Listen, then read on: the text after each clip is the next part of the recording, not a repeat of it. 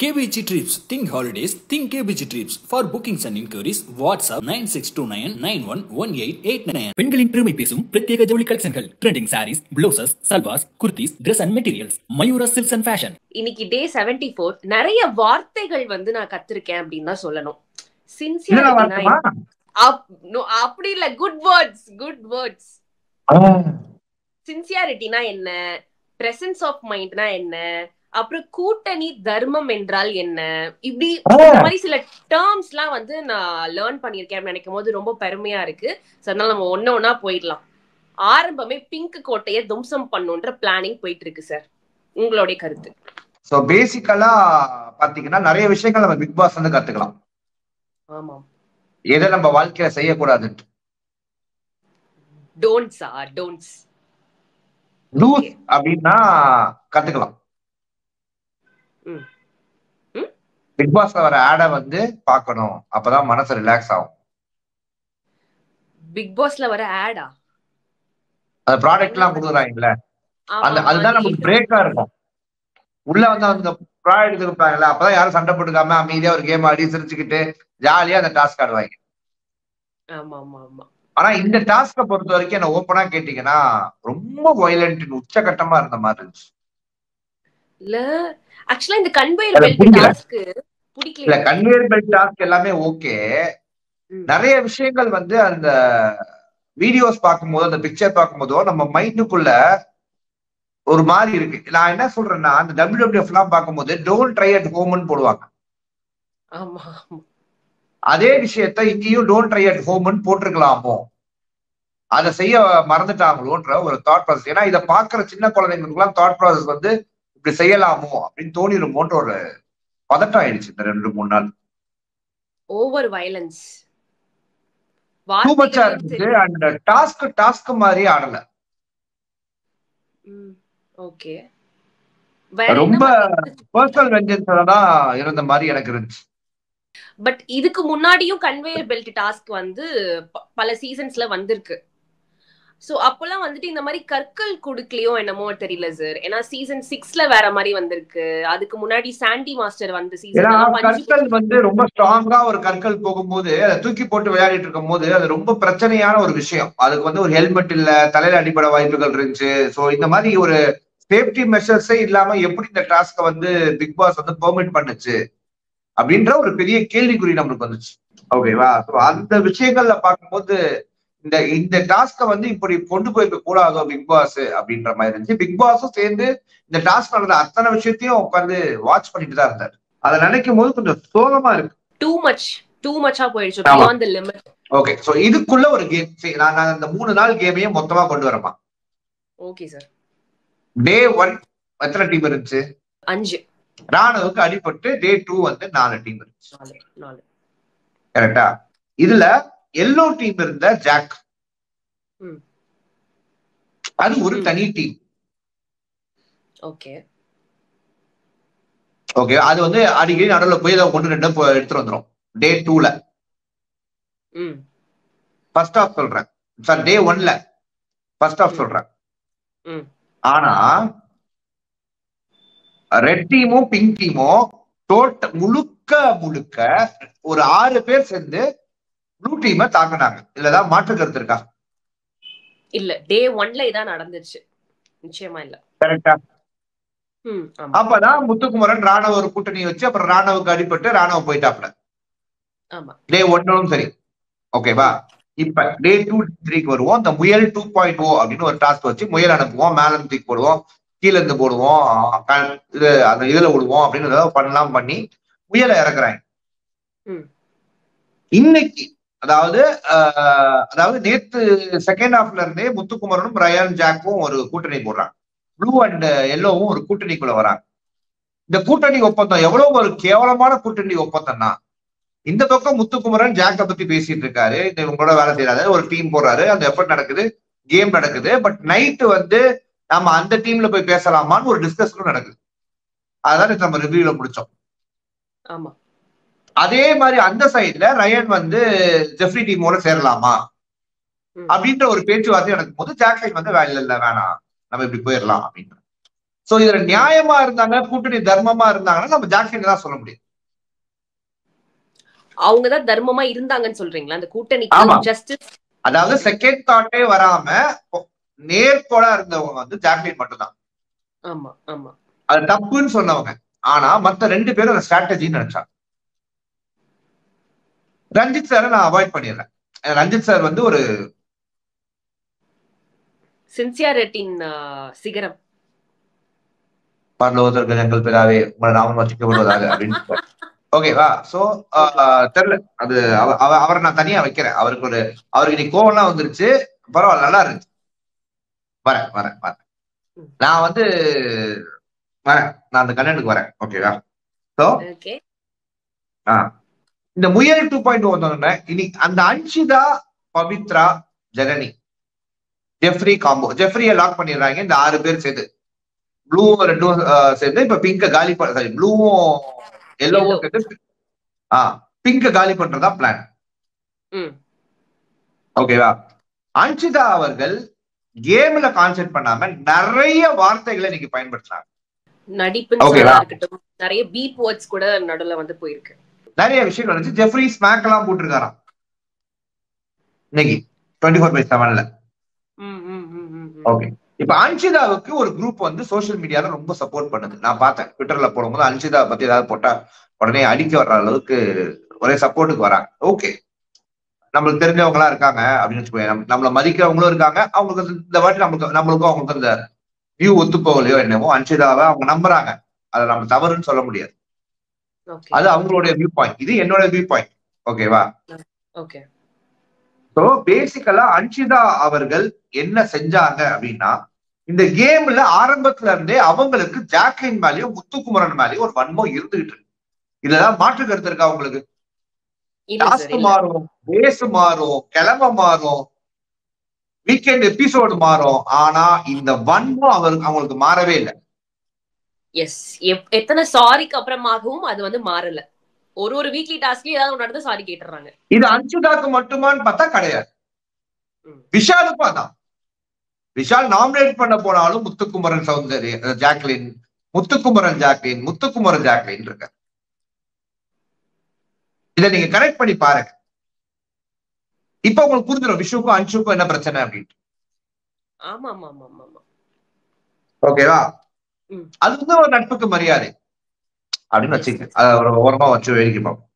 Okay, இந்த நட்புக்கு மரியாதை சினாரியோல என்ன நடக்குது அப்படின்னு பாத்தீங்கன்னா, அந்த அன்ஷிதா அவர்கள் வந்து எல்லாரையுமே ப்ரொவோக் பண்றாங்க. அவங்களுக்கு வலிக்குதுன்னா விட்டுறணும், ஆனா அடுத்தவங்களுக்கு வலிக்குதுன்னு எவ்வளவு கதறினாலும் விட மாட்டாங்க. அவங்களுக்கு வலிக்குதுன்னா ஓரமா போய் உட்காந்துப்பாங்க, திருப்பி வந்து தம்மாலும் தள்ளுவாங்க, ஆனா அவங்க பண்ண மாட்டாங்க. இந்த மாதிரி பல விஷயங்களை வந்து அவங்க பண்றதை நம்மளால வந்து உணர முடியும். நிச்சயமா பார்த்தோம். ஓகேவா? எனக்கு இந்த மொத்த இதுலயுமே நான் இன்னைக்கும் சொல்றேன், எனக்கு அந்த ஸ்டாண்ட்ல எந்த வித டிஃபரன்ஸும் இல்ல. பவித்ரா ஜனனி அவர்கள் அவங்க ஏஞ்சல் தான். அதுக்கான காரணம் என்னன்னா, நிறைய இடத்துல அவங்க வார்த்தைகளை அவங்க வந்து ரொம்ப ஆஷா பயன்படுத்தல. அவங்க போடுறாங்க கான்டென்ட் பண்ணா கடைசியில பர்ஸ்ட் அவுட் ஆகும்போது கூட அவங்க என்ன சொன்னாங்கன்னா, ஏன் 6 பேரா வந்தீங்க, ஏன் 6 பேரா வரீங்க, ஏன் அப்படி கேம் ஆடுறீங்கன்னு தான் சொன்னாங்க. அது வந்து ஒரு நியாயமான கேள்வி. ஆனா அந்த அன்ஷிதா சொல்லும் போது தான் நம்மளுக்கு இரிட்டேட் ஆகும். ஏன்னா 2 டீமும் இது போய் அடிக்கும் போது ஜாலியா என்ஜாய் பண்ணதே அன்ஷிதா தான். அன்ஷிதாவை பிடிச்சா விசால கூப்பிடுவாங்க, விஷுமா எங்க இருக்கீங்க அப்படின்னு கூப்பிடுவாங்க. ஆனா அதுல உள்ள என்ன நியாயமோ தர்மமோ வேடிக்கையோ அது நம்மளுக்கு புரியல.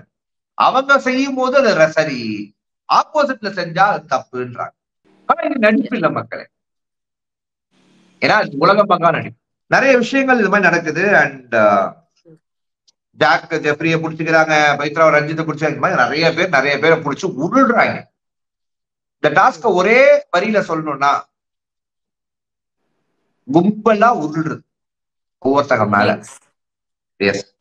ஆனா அன்ஷிதாவுக்கு மஞ்சரி மேல என்னதான் வெறுப்புன்னு தெரியல. மஞ்சரி கரெக்டா அந்த பாயிண்ட் போட்டாங்க, நானும் ராணவனா மட்டும் உங்களுக்கு என்ன எகத்தாலும் இந்த வீட்டுல, நாங்க எதுக்காவது எங்களுக்கு நடந்தா மட்டும் நடிப்புன்னு ஏன் சொல்றீங்க அப்படின்னு சொல்லும் போது டப்புன்னு எனக்கு மஞ்சரிக்கு என்னதான் சப்போர்ட் பண்ணணும்னு மனசு தோணுச்சுனாலும் டப்புன்னு இந்த பொம்மை டாஸ்க்கு போய் பொம்மையில அடிச்சு தலை வலிச்ச மஞ்சரியே ஞாபகம் வந்துருச்சு. நான் இன்னைக்கு சில விஷயங்கள் நோட் பண்ணேன் சார். அவங்க ஒரு விஷயத்த ஊதுறாங்க, அதான் அந்த ஹைலைட். நீங்க சொன்னீங்க நேத்துக்கு சரியான வார்த்தை, ஹைலைட்டரா இருக்காங்க அப்படின்னு. அது ஒரு அதே ஒரே விஷயத்த இப்படியும் சொல்லலாம் அப்படியும் சொல்லலாம். ஆனா அவங்க அப்படி சொல்லதான் ப்ரிஃபர் பண்றாங்க. அத வந்து எல்லாருக்கும் போய் அவங்க கொண்டு போய் சேர்க்கணும். ஸ்டேபிள் பண்றாங்க, அதுல மாற்று கருத்தே இல்ல. அதாவது ஒரு கண்டென்ட்டை அப்படியே விட்டுட்டு போகாம இந்த கண்டென்ட்டை வச்சுதான் நம்மளுக்கு வந்து கண்டென்ட்ன்றத ரொம்ப தெளிவா இந்த கேமை ஒரு வார்த்தையை பிடிச்சு அது 1.5 மணி நேரம் பேசுறாங்க. அது மஞ்சரியோட பிளஸ்ஸாவும் அமையுது, சில பேருக்கு மஞ்சரியோட மைனஸாவும் அமையுது. இது வந்து மஞ்சரியோட தாட் ப்ராசஸ். நாம அந்த முழுக்க தவறுன்னு சொல்ல முடியாது. எதிரியோடைய அந்த தவற, அந்த பலவீனத்தை ஹைலைட் பண்ணி தனக்கான ஓட்டுகளை உருவாக்குறாங்க. அது அவங்களுடைய கேம் பிளேவா வச்சுக்கலாம். அது சில பேர் இருக்காங்க இந்த சமூகத்திலே, இந்த மாதிரி நிறைய பேர் இருக்காங்க. தன்னுடைய வாய்ப்பு வரும்போது அதை அடிச்சு அடிச்சு அடிச்சு அடிச்சு இதாக்கிறாங்க. புரியுதா? அதான் அவங்க பண்றாங்க. அது பட் அன்ஷிதா அவர்கள் பண்றதுக்கான காரண கர்த்தா தான் எனக்கு புரிய மாட்டேங்குது. ஏன்னா வீக் டே ஃபுல்லா ஒரு ஃபயர் மோட்ல இருக்காங்க, வீக்கெண்ட் வந்தா ஸ்மைல் மோடுக்கு இறங்கிடுறாங்க, வார்த்தையும் வர மாட்டேங்குது. சோ அவங்களுக்கு இன்னைக்கு அன்ஷிதாக்கும் ஜாக்லினுக்கும் ஒரு கை கலவரமே நடந்திருக்க வேண்டியது, அது பெருசா போயிருக்க வேண்டியது. அது ஆக்சுவலா அன்ஷிதா ட்ரிகர் பண்ணாங்க. வா வா வான்னா ஹீட் ஆஃப் த மொமெண்ட்ல வா வான்னு எதுக்கு சொல்றாங்க? இது அன்ஷிதா ஃபேன்ஸ் எனக்கு சொல்லணும், எனக்கு புரியல. ஓகேவா? இந்த ட்ரிகரிங் மொமெண்ட் அவங்க பண்ண வேண்டிய அவசியமே கிடையாது. பாவம் அன்ஷிதாக்கு லாங்குவேஜ் ப்ராப்ளம் தெரியாது அப்படின்னு சிரிச்சிருவேன். அவங்க மானாவரியா எல்லாரையும் இவ ஒரு மாதிரி பேசுறாங்க. அதுல வந்து உரிமை அப்படின்றது, இப்போ ஒரே வீட்டுக்குள்ள இருக்கும் உரிமை, அதை தாண்டின ஒரு விஷயம் வந்து அதுல தென்படுதோ அப்படின்னு எனக்கு தோணுது. ஒருவேளை அந்த இடத்துல நான் இருந்திருந்தேன்னா எப்படி ரியாக்ட் பண்ணிருப்பேன் அப்படின்றத நான் யோசிக்கிறேன். பட் அதை யாருமே பெருசாக்கல, அந்த சில டேர்ம்ஸ் வந்து யாருமே பெருசாக்கிருந்தாங்கன்னா ஒரு பெரிய விஷயமா போயிருக்கும் வீட்டுக்குள்ள. கண்டிப்பா நிறைய வார்த்தைகள் பயன்படுத்த. ஒரு இடத்துல பீப் கூட ஆச்சு, அந்த பாபாவுக்கு அப்புறம் ஒரு பீப் இருந்துச்சு. அது ஜாக்லின் அழிக்க போனது தவறுதான், அதுல மாற்று கருத்து இல்ல. ஆனா அந்த பீப் வார்த்தைகளுக்கு அன்ஷிதாவுடைய தெரியல. அப்ப ஜாக்கும் நிறைய பீப் பேசினாங்க, ரெண்டு பேருமே அதையும் கடந்து போயிட முடியாது. உடனே நம்ம ஜாக்கையும் வந்து காப்பாத்திடலாம் முடியாது. அப்படி ஜாக்கும் நிறைய பீப் வேர்ட்ஸ் எல்லாம் யூஸ் பண்றாங்க. அதெல்லாம் கொஞ்சம் அவாய்ட் பண்ணிக்கிட்டா இந்த கேம் பாயிண்ட் ஆஃப் வியூ கொஞ்சம் நல்லா இருக்கும்னு நினைக்கிறேன். ஏன்னா குழந்தைகள் பார்க்கும். சோ நீங்க ஒரு விஷயத்த வந்து பீப் பண்ணி அதை மியூட் பண்ணும் போதுதான் இது என்ன வார்த்தைன்னு தேடி கண்டுபிடிக்க தோணும். வார்த்தையை பயன்படுத்தாம இருந்தா பெட்டரா இருக்கும்னு தோணும். இப்ப நீங்க வேர்ட்ஸ் பத்தி பேசினதுனால முத்துக்குமரன் அவர்களை மறுபடியும் இன்னைக்கு நான் ரிமைண்ட் பண்ண வேண்டிய சூழ்நிலை வந்திருக்கு. நேத்திக்கும் ரயானா வந்து முட்டாள் அப்படின்னு அவர் சொன்னாரு, இன்னைக்கும் ரயானா தான் சொன்னாரா இல்ல வேற யாரையாவது சொன்னாரான்னு எனக்கு ஷியோரா தெரியல. முத்துக்குமரனுக்கு என் கணக்குப்படி ரயானையும் ஜாக்லினையும் பிரிச்சு ஜாக்லினை அந்த டீம்ல சேர்க்கணும்னு முத்துக்குமரன் ரொம்ப தீர்மானமா இருக்காரு. சரி, அடுத்து வந்து ஜெஃப்ரியோடைய கேம் பிளே. முத்துக்குமரன் ஜெஃப்ரி காலை பிடித்து ஒப்பேற்ற மொமெண்ட்லயும் ஜெஃப்ரி வந்து முத்துக்குமரனை ட்ரிகர் பண்ண மொமெண்ட் நம்மளால பார்க்க முடியும். நிறைய ப்ரோவோக்கிங் நடந்துச்சு. டெவில் டாஸ்க்ல கூட இவ்வளவு ப்ரோவோக்கிங்கே இவங்களால காட்ட முடியல. எல்லாருமே தெய்வ மோட்ல இருந்தாங்க. ஆமா, பட் டெவில் டைம் முடிஞ்சதுக்கு அப்புறம் எல்லாம் டெவிலா இருக்காங்க. இதுல இருந்து என்ன தெரியுதுன்னா, அவங்களா இருக்க விட்டாலே உண்மைகள் வெளியில வரும் அப்படின்னு தெரியுது. நீங்க ஒரு டாஸ்க்னு ஒண்ணு கொடுத்தாதான் அவங்க வந்து சேஃப் மோடுக்கு போயிடுவாங்க. அண்ட் இந்த ஒரு பொசிஷன் பாத்தீங்களா, தீபக் சார் நடுவுல ஊஞ்சல் மாதிரி, இந்த பக்கம் ஜெஃப்ரி, அப்புறம் இந்த பக்கம் முத்துக்குமரன். ஐயோ செம வேற லெவல்ல இருந்துச்சு. அது அந்த பொசிஷனை எப்படி டிஸ்கிரைப் பண்றதுனே தெரியல எனக்கு. அவர் ஜாலியா இருந்தாரு தீபக் சார், ஊஞ்சல் மாதிரி பண்ணுங்கடா பண்ணுங்க அப்படின்ற மாதிரி. இந்த மொத்த கண்டென்ட்ல நம்ம எப்படி எந்த பக்கம் திரும்பி பார்த்தாலும் ஜீவிகாமா அன்ஷிதாவோட வன்மம் தான் இருந்துச்சு. அண்ட் அன்ஷிதாவோட வன்மம் நம்மளுக்கு எப்ப குறையுதுன்னா பவித்ரா தரணியா பார்க்கும்போது அது ஒரு பக்கம் நடக்குது. மனசுல ஆர்ஜே பாலாஜி கமெண்ட்ரி பண்றாருன்னு நினைப்பு. தம்பிக்கு கை உடைஞ்சதுக்கு பதிலா வேண்டாம் நம்ம எதுவும் சொல்ல வேண்டாம் சார். இருங்க நான் சொல்றேன் கேளு. கை உடைஞ்சதுக்கு பதிலா தம்பிய கேம்லயே இருக்க வச்சு அப்படி சொல்ல வேற ஒருத்தருக்கு ஆப்போசிட்ல நிக்க வச்சு, இதே மாதிரி தம்பி மாதிரியே ஆப்போசிட்ல ஒருத்தர் வந்து போஸ்ட் பண்ணியிருந்தாப்லனா, அதாவது ரோஸ்ட் பண்ணியிருந்தாப்லனா தம்பி எவ்வளவு பொங்கி இருப்பாரு தெரியுமா? ராணுவ தம்பி சோ எனக்கு இருந்த வருத்தமா அதை நான் பாக்குறேன். ராணவ் வந்து ஏதாவது ஒண்ணு பண்ணணும்னு நினைக்காதுப்பா, அதுல மாற்றுக்கிறதே இல்லை. நம்ம அந்த இடத்துல இருந்து நம்மளுக்கு கை உடஞ்சிருச்சு, நம்மளால கேம்ல பார்ட்டிசிபேட் பண்ண முடியல, அதனால நம்மளால ஏதாவது ஒரு ஆக்டிவ் பார்ட்டிசிபேட் பண்ணணும், அந்த வீட்டை நான் காணாம போன மாதிரி ஆயிடக்கூடாது, பேசிக்கலி அருண் மாதிரி தனியாக வர்ற கண்டிஷன் நம்மளுக்கு வந்துடக்கூடாதுன்றதுக்காக அந்த வீட்டுக்குள்ளேயே ஒரு மைக்க புடிச்சுக்கிட்டு பாவம் மனுஷன் ஒரு இடமா போற புரியுது. I can feel it. அது வந்து கண்டிப்பா நான் அந்த இடத்துல வந்து என்ன நிரூபிச்சு காட்டிக்கணும் அப்படின்ற ஒரு எஃபர்ட்டை போடுறாரு, எல்லாமே எனக்கு புரியுது. ஆனா அது அடுத்தவங்க கேம ஸ்பாயில் பண்ணுன்றத கொஞ்சம் கூட ராணவ் யோசிக்கலன்ற போது அது எனக்கு ஒரு செல்ஃபிஷா தான் தெரியும்.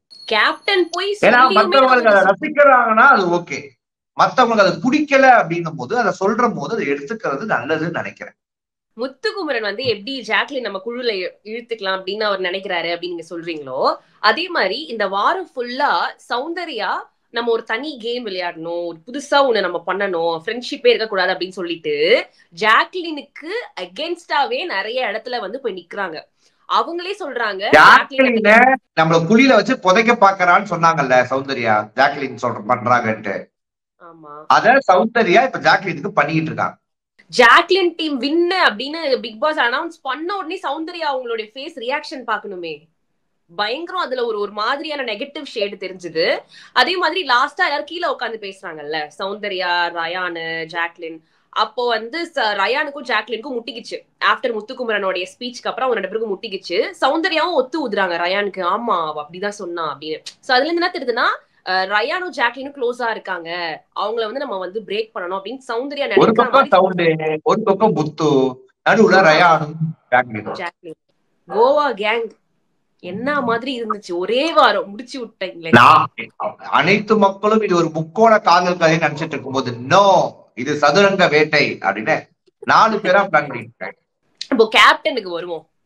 விஷால் என்கிற கேப்டன் இந்த வாரம் முழுக்க முழுக்க பயாஸ்டாகவே இருந்தார் அப்படின்னு நிறைய பேர் சொல்றாங்க. பயாஸ்ட் ஃபார் அன்ஷிதா அவர்கள். அன்ஷிதாக்கு ஒண்ணுன்னா துடிப்பார், ஜாக்லினுக்கோ வேற யாருக்கோ ஏதாவது ஒண்ணுன்னா அவர் துடிக்க மாட்டார். இத வந்து அவர் பண்ணிட்டு சாரி கேட்டாலும் நாங்க ஒத்துக்கணுமா அப்படின்னு சில பேர் கேக்குறாங்க. சொல்லுங்க, இப்போ இது வந்து ஒரு நியாயமான கேப்டனுடைய செயலா? இன்னைக்கும் அவர் அதே தான் பண்ணாரு. நேத்திக்கு வந்து பண்ணிட்டு சாரி கேட்டாரு, ஆனா இன்னைக்கு அகைன் அவர் அதை ரிப்பீட் பண்றாரு. ஒரு விஷயம் சொன்னாங்க பாருங்க, எல்லாம் பண்ணிடுவாங்க, அதுக்கப்புறம் நான் இன்டென்ஷனலா பண்ணல சாரின்னு வந்து சொல்லுவாங்கன்னு அன்ஷிதா சொல்லும்போது எனக்கு வந்து வேற மாதிரி மஞ்சரி ஃபயர் நீங்க நிறைய ஃபயர் மொமெண்ட் என்னால பார்க்க முடிஞ்சுச்சு. அன்ஷிதா நல்லா தமிழ் பேசுறாங்கப்பா. ஜாக்லின் ஒரு அருமையான வார்த்தையை சொன்னாங்களே மக்களே, ப்ரோமோல கூட வந்துச்சு. இப்போ இந்த ஹோல் கேம்ல அருண் எங்க போனார் அப்படின்றத பாக்கும்போது நல்ல விஷயம். அருணை நிம்மதியா விடுங்க. அருணா கை மாதிரி கிளிக்காதீங்க, பாவம். அவர் வந்தாரே தலைவன், அது எப்படி நம்ம தலைவன் எல்லாரும் தண்ணி குடிக்க வந்தாரு. தண்ணி குடிக்க வந்தாரா? கடைசியில ஒண்ணு சொன்னாரு பாத்தீங்களா, கூட்டமா உட்காந்துட்டு இருக்கும் போது பாக்குற எல்லாருக்குமே தெரியும் ஜாக்லின் வந்து அவங்களுக்கே கொடுத்துட்டாங்க அப்படின்னா மக்களுக்கு தெரியும் அவங்க வந்து செல்ஃபிஷா இருப்பாங்க அப்படின்ற மாதிரி. ஆனா அதனாலதான் அவங்க ஃப்ரெண்டுக்கு கொடுத்தாங்க ரயானுக்கு அப்படின்னு இன்னும் எரியிற விளக்குல இன்னும் எண்ணெய் ஊத்துற மாதிரி ஒரு விஷயத்த பேசினார். இப்ப வந்து என்ன ஃபீல் ஆயிங்க, ஜாக் டீம் வின் பண்ணிடுச்சு, ரஞ்சித் சார் வந்து உட்காந்துட்டாரு. ரஞ்சித் சார் என்ன எதிர்பார்த்தாருன்னா அது அவருக்கு தான் வரணும், எல்லா இடத்துலயுமே சார் பாவம் சாருக்கு கொடுத்துடலாம் அப்படின்னு முடிவு பண்ணிடுவாங்கன்னு நினைக்கும் போது அப்படின்ட்டு பிரசன்ஸ் ஆஃப் மைண்ட் ஜாக்லின் கொண்டு வந்து விட்டோம்னா மனுஷனுக்கு போந்துச்சு. சரி, மனுஷனுடைய பிரசன்ஸ் ஆஃப் மைண்ட் வெளியான தருணம் என்ன, யாராவது இங்க பாத்தீங்களா மக்களே? ஜாக்லின் சொன்னதுல ஏதாவது தவறு இருக்கா, இல்ல பிரசன்ஸ் ஆஃப் மைண்ட் உருவான தருணம் இது? இது இந்த சவுண்ட வந்து புடிச்சு தள்ளி விட்டாரு, அது அந்த பிரசன்ஸ் ஆஃப் மைண்டா? அதான் சொல்ல வந்தேன். கல்ல தூக்கி நீங்க பின்னாடி போட்டு ஒருத்தர் அடிச்சாயிரு, அது பிரசன்ஸ் ஆஃப் மைண்டா? அப்புறம் அன்ஷிதா காயெல்லாம் வலிக்குதுன்னு சொல்லிட்டு இருக்கும்போது போய் புடிச்சு ரொம்ப பியர்ஃபுல்லா கையை பிடிச்சு உடைச்சாரு, அது பிரசன்ஸ் ஆஃப் மைண்டா? எனக்கு புரியல. அவரு நினைச்சிருந்தா எல்லாரையும் காலி பண்ணிருக்க முடியும் அப்படின்னு அவரு நினைக்கிறாரு இல்லையா? ஸ்டார்டிங்ல கூட ஜெஃப்ரி கிட்ட உட்காந்து பேசிட்டு இருப்பாரு, நான் நினைச்சிருந்தா அப்படி பண்ணிருப்பேன் என்னமோ சொல்லிட்டு இருந்தாரு அந்த மாதிரி. அதுதான் அவருடைய பிரசன்ஸ் ஆஃப் மைண்ட் நான் நினைக்கிறேன். அவருக்கு இல்ல, அவருக்கு பிரசன்ஸ் ஆஃப் மைண்ட் எங்க தெரியுமா இருக்கு? தன்னை ஒரு நல்லவர் என்றே காட்டிக்கொண்டு அந்த வீட்டுக்குள்ள 70 நாள் ஒப்பேத்தினார் தெரியுமா, அங்கதான் இருக்கு. தம்பியோடைய ஆட்டத்துல இன்னைக்கு ரொம்ப பிடிச்ச விஷயம் என்னன்னா, நான் ஜெஃப்ரி இல்ல அப்படின்னு கத்திட்டு போனோம் மட்டும்தான். அதான் சொல்ல வந்தா ஜெஃப்ரி. அப்புறம் அதான் தம்பி வந்து அந்த அளவுக்கு ஒரு மோசமான ஆள் தான் இல்ல, தம்பி ஒரு நியாயமான ஆள் தான். ஆனா இந்த மாதிரி ஸ்ட்ராட்டஜிக் ஆடுறேன்னு சொல்லி தம்பியோட இந்த நெளிவு வளைவு சுழிகள் நம்ம முகத்தை லைட்டா சுளிக்க வைக்குது, லைட்டா ஹெவியாவே சுளிக்க வைக்குது. இந்த மாதிரி அஜித் மூவ் வைக்குது. பேசிக்கலா அவர் கொஞ்சம் செல்ஃபிஷா இருக்காரு. தம்பி வந்து நான் வின் பண்ணணும்ன்றதுல ஒரு செல்ஃபிஷா இருக்காரு. அவர் வின் பண்ணணும்ன்றதுக்காக அவர் எடுக்கிற அந்த ஸ்ட்ராட்டஜி வந்து எத்திக்கல் கண்டிப்பா கிடையாது. எத்திக்கலாக நான் வின் பண்ணுவேன்னு அவர் சொன்னார்னா அதுல நான் கண்டிப்பா உடன்படிக்கை ஆக மாட்டேன். பட் வின் பண்ணணும்ன்ற முனைப்போட யாரையும் காயப்படுத்தாம ஆடுறாருன்னு சொன்னாங்கன்னா நான் ஒத்துப்பேன். ஏன்னா முத்துக்குமரனையும் அருண் வந்து லாக் பண்ணி போகும்போது கழுத்தெல்லாம் பிடிச்சி அதெல்லாம் ஒரு ஸ்போர்ட்டிவா தான் முத்துக்குமரன் எடுத்துக்கிட்டாரு. ஆண்கள் ரொம்ப ஸ்போர்ட்டிவா எடுத்துக்கிட்டாங்க. பெண்கள் தான் இன்னைக்கு பிரச்சனை ஆகி பஜாரித்தனம் நடந்துச்சு. அது பார்க்க கொஞ்சம் கஷ்டமா இருக்கு. இருந்தாலும் எல்லா பெண்களுக்கும் கண்டிப்பா ஒரு ரெஸ்பெக்ட். ஏன்னா நல்லாவே இந்த கேம் ஆடினாங்க ஒரு பாயிண்ட் ஆஃப் டைம் வரைக்கும். ரஞ்சித் அவர்களுடைய உண்மை முகம் உங்களுக்கு அப்பட்டமா தெரியணும்னா wait for the weekend episode அப்படின்னு பிபி ஜோசியத்துல சொல்றோம். அப்படிங்களா? ஒருவேளை என் கணிப்படி அவரை பார்சல் பண்ணிடுவாங்க. பார்சல் பண்ற அன்னைக்கும் அவர் நல்லவரா இருப்பாரான்னு கேட்டீங்கன்னா டவுட் தான். வன்மத்தை இறக்கி விட்டு செல்வார் அப்படின்னு நான் நம்புறேன். ஓகே, நன்றி. ஓகே, நன்றி. KBG Trips. Think holidays. Think KBG Trips. For bookings and inquiries, WhatsApp 9629911889. பெண்களின் பெருமை பேசும் பிரத்யேக ஜவுளி கலெக்ஷன்கள், trending sarees, blouses, salwars, kurtis, Dress and Materials, Mayura silks and fashion.